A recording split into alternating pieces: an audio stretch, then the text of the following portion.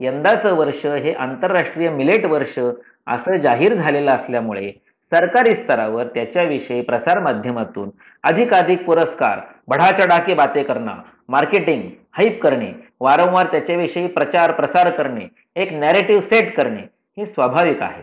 तो व्यापाराचा किंवा जागतिक धोरणाचा भाग आहे. पण आरोग्य दृष्टीने ते तितकं योग्य आहे असं नव्हे. ज्वारी ही स्थूल म्हणजे जाड, ओबेज अशा लोकांना वजन कमी करण्यासाठी, मेद कमी करण्यासाठी उपयोगी आहे असं आयुर्वेद शास्त्रात उल्लेखलेलं आहे.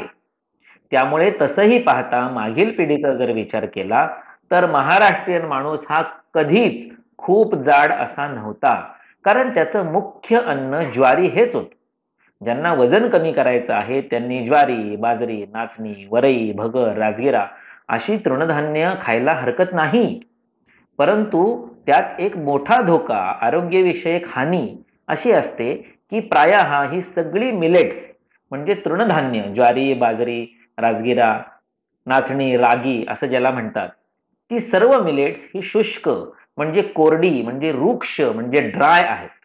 एकीकडे कदाचित ते तुमचं वजन, फॅट, चरबी कमी करतील सुद्धा, पण त्याचबरोबर शरीरातील वंगण, लुब्रिकेशन, स्निग्धपणा हे नष्ट होत गेल्यामुळं सांध्यांचं दुखणं, सांध्यांची झीज, हाडांची, मणक्यांची झीज वाढणं हे शक्य असतं.